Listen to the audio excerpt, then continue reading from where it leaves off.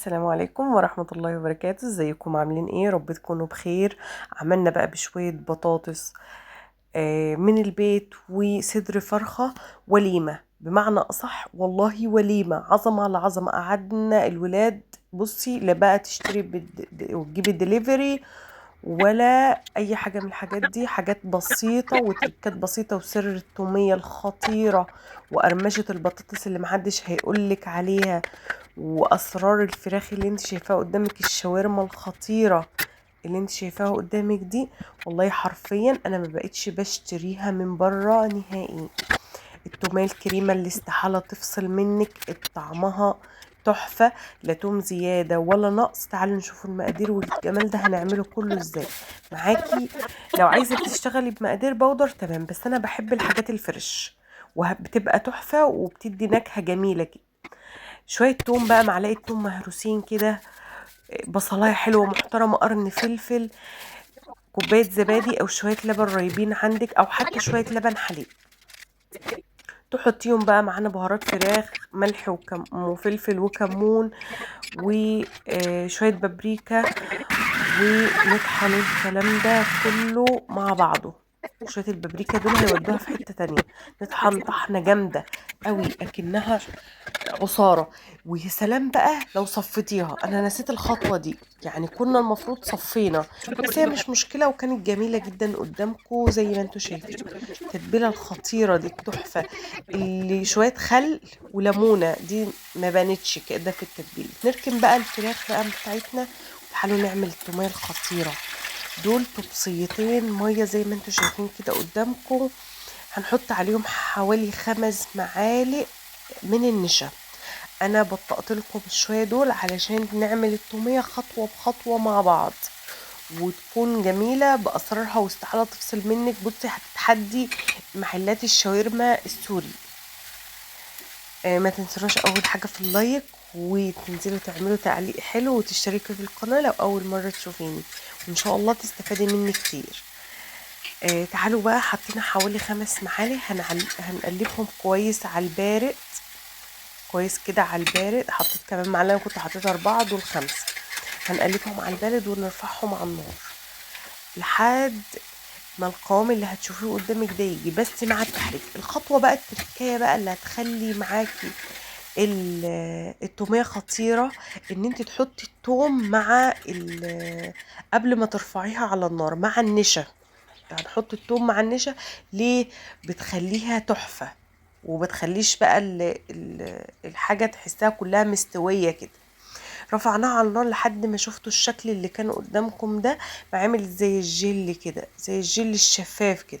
هنمسك بقى نعصر عليهم ليمونتين زي ما انتوا شايفين قدامكم. لو الليمون كبير يبقى نص، صغير كبير يبقى نص ليمونة، ليمون مش كتير.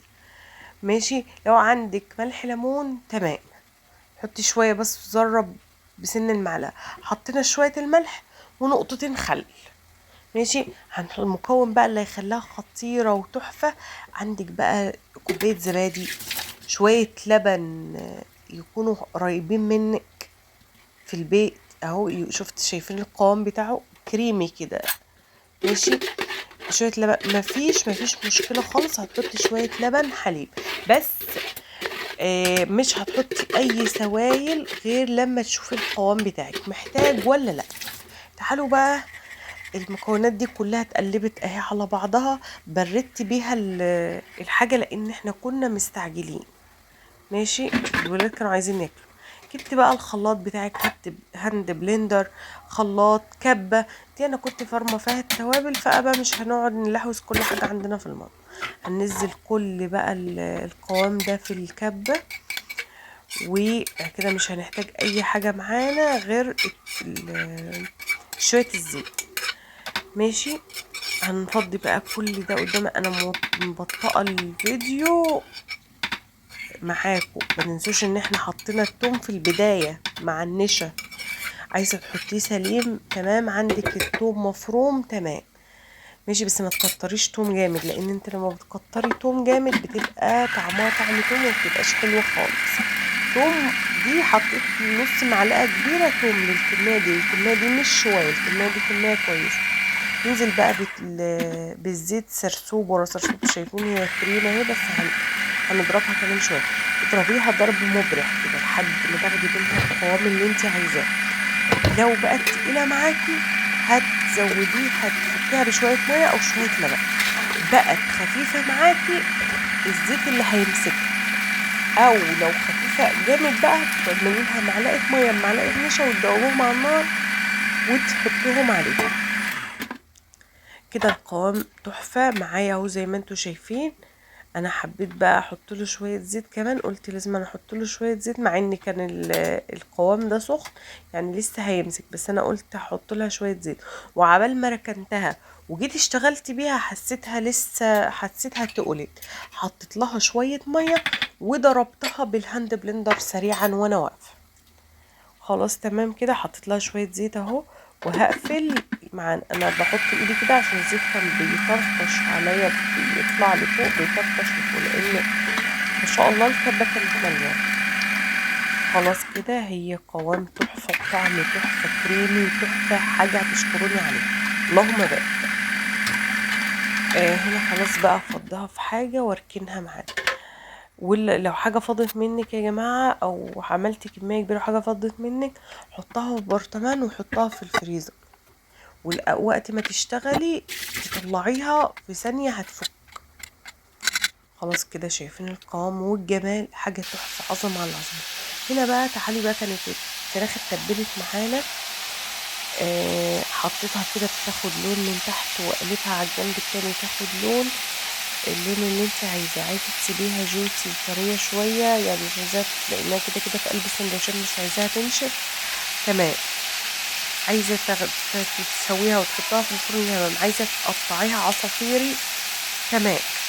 بس انا بحبها كده بتبقى من بره مقرمشه ومن جوه طريه، بتبقى شكل المحلات بالظبط. البطاطس دي انا كنت قليها نص قليه وباجي واركنها، يعني اعمل كميه نص قليه كده واركنها اطلعها، وساعه الاكل احطها في الزيت شويه بتقرمش بقى واطلعها احط عليها التوابل. ودي اسرار المحلات في قرمشه البطاطس، ان انت تقلي نص قليه وتطلعيها. عايزه تفرزيها تمام، عايزه تحطها في التلاجة تمام، وتاخدي منها اول باول وتقلي وتحطي للولاد في السندوتشات. بتبقى هي دي البطاطس الكريسبي، بس تكوني متخنه السمك شويه، سمك البطاطس. تخيلي بقى الفراخ اللي قدامك دي، تخيلها شايفين من بره محمره ازاي ومن جوه لونها ابيض وتحفه. ده هنعمله مع بعض ان شاء الله في فيديو لوحده. العيش السوري ده هنعمله في فيديو لوحده. ماشي تمام. زي ما انتوا شايفين عملنا السندوتشات. والله يا جماعة الكمية اللي كانت قدامكم دي اللي انا تبلتها مع شوية البطاطس، عملنا 10 سندوتشات من البطاطس السوري. حاجة كده تحفة ونضيفة تعملها لولادك بأسرار. ولو عندك شوية جبنة موزاريلا تحطهم في السندوتشات هتنقلها في حتة تانية. والسلام.